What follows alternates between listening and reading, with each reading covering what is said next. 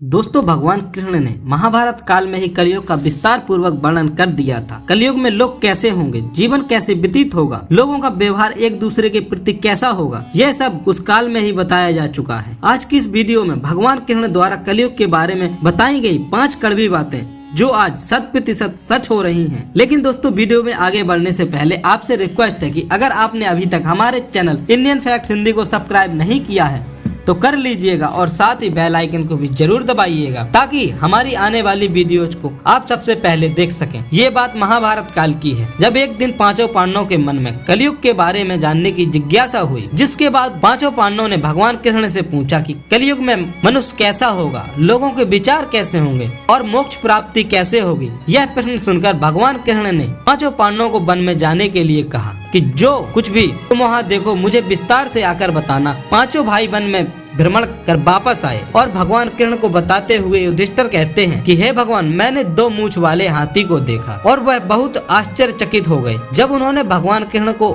दृश्य के बारे में बताया तो भगवान कृष्ण ने उत्तर दिया कि कलयुग में ऐसे लोग राज्य करेंगे जो बोलेंगे कुछ और करेंगे कुछ और। ये लोग दोनों ओर से शोषण करेंगे। अब बारी थी भीम की। तब भीम बताते हैं, एक गाय जो अपने बच्चे को इतना चाट रही थी कि बच्चे का रक्त ही निकल आया। भीम यह देखकर दंग रह गई और भगवान कृष्ण से इसका अर्थ पूछा। कृष्ण ने बताया कि कलयुग का मनुष्य अपने बच्चों से इतना प्रेम करेगा जिसकी ममता के कारण बच्चों का विकास ही रुक जाएगा। यदि किसी का पुत्र साधु बना तो सब उसके दर्शन करेंगे, परंतु यदि स्वयं का पुत्र साधु बना तो दुखी हो जाएंगे, रोएंगे कि मेरा पुत्र किस राह पर जा रहा है, इसका क्या होगा। कलयुग में लोग बच्चों को मोह माया और परिवार में ही बांध कर रखेंगे, उसका जीवन वही नष्ट हो जाएगा। फिर भगवान ने वास्तविकता बताते हुए कहा, तुम्हारे पुत्र तुम्हारे नहीं बल्कि उनकी पत्नियों की अमानत हैं, पुत्रियां उनके पतियों की अमानत है, यह शरीर मृत्यु की अमानत है और आत्मा परमात्मा की अमानत है। तब इसके बाद अर्जुन बताते हुए कहते हैं कि हे प्रभु, मैंने वन में एक पक्षी को देखा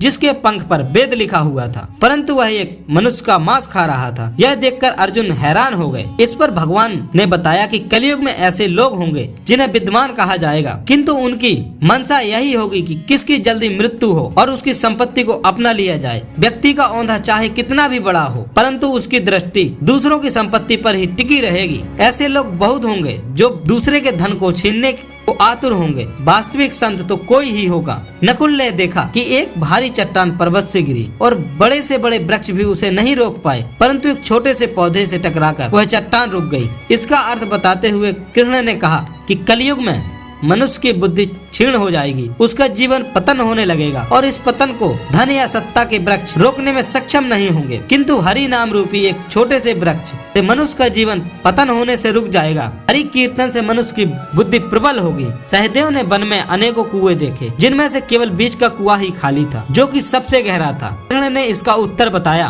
कि कलयुग में धनी व्यक्ति अपने शौक के लिए पुत्रियों के विवाह में, उत्सवों में, बहुतायत में धन खर्च करेंगे, परंतु यदि किसी भूखे को देखेंगे तो उसकी सहायता करने में किसी को कोई रुचि नहीं होगी। इंद्रियों की संतुष्टि, मदिरापान, मांस भक्षण और आदि में धन खर्च किया जाएगा। जो लोग ऐसी आदतों से दूर होंगे उन पर कलयुग का नहीं बल्कि परमात्मा का प्रभाव होगा। तो दोस्तों, ये थे कलयुग के 5 कड़वे सत्य जो भगवान कृष्ण द्वारा बताए गए हैं और आज भी सत्य हो रहे हैं।